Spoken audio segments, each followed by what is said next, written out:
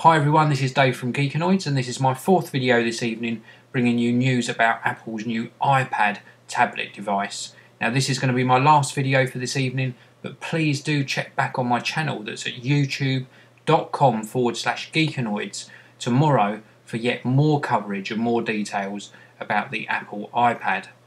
So just a brief rundown on what Apple have announced. This new tablet device with a 9.7-inch screen looks like a big iPod, but it offers up a lot more than we expected. We've got Safari, Mail, Photos with a new sort of iPhoto application developed specifically for the iPad.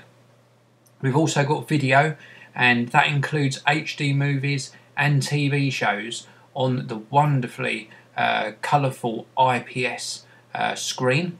We've got YouTube, and because of the high-res screen you can run YouTube HD videos. It also works as a big iPod as well. We've got an iTunes app on there, and also we've got full access to the current App Store. All of the iPhone apps that are currently available will scale up to work beautifully on the iPad. There is also going to be another category of apps as well, which are going to be designed specifically with the iPad in mind. We've also got a new iBooks app, so we are going to be able to purchase electronic books. Lovely colourful screen displaying full colour covers and obviously full colour content as well where appropriate. We've got a Maps app, a Notes app, calendar, contacts, spotlight search, and a wonderful home screen, much similar to the current iPhone and iPod Touch. Whilst we're on the subject of apps, there was also a version of iWork announced, so Pages, Keynote and Numbers are all going to be available on the iPad. Now the design of this new device is absolutely fantastic. We've got a brushed metal finish to the back, wonderful screen on the front. It's a 9.7-inch LED backlit IPS display, very wide viewing angle, quoted at 178 degrees. It supports multi-touch, it's very thin.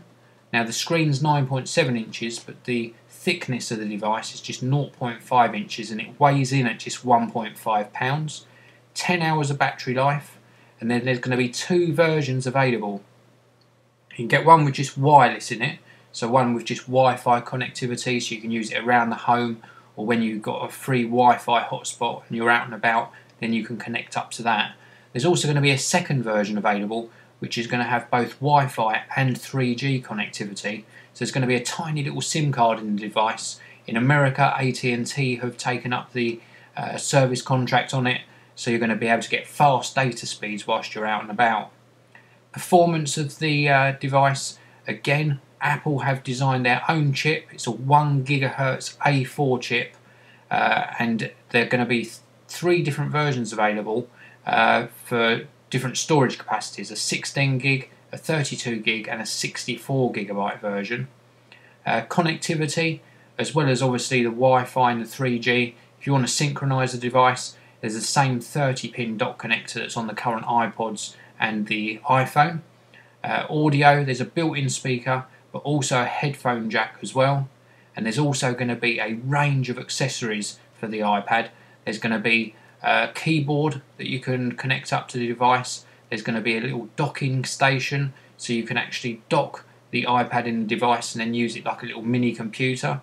And then there's also going to be some sort of leather or leather look case for it, which actually acts as a flip stand, so when it's in open mode you can actually stand it up at a nice viewing angle. So let's just run down on the real tech specs for you on the Apple iPad. The height is 9.56 inches or 242 millimeters, width 7.47 inches, 189 millimeters, thickness, as I mentioned before, 0.5 inches, which is 13.4 millimeters, and the weight just 1.5 pounds. If you opt for the 3G model, it goes up to 1.6 pounds, so hardly any difference there.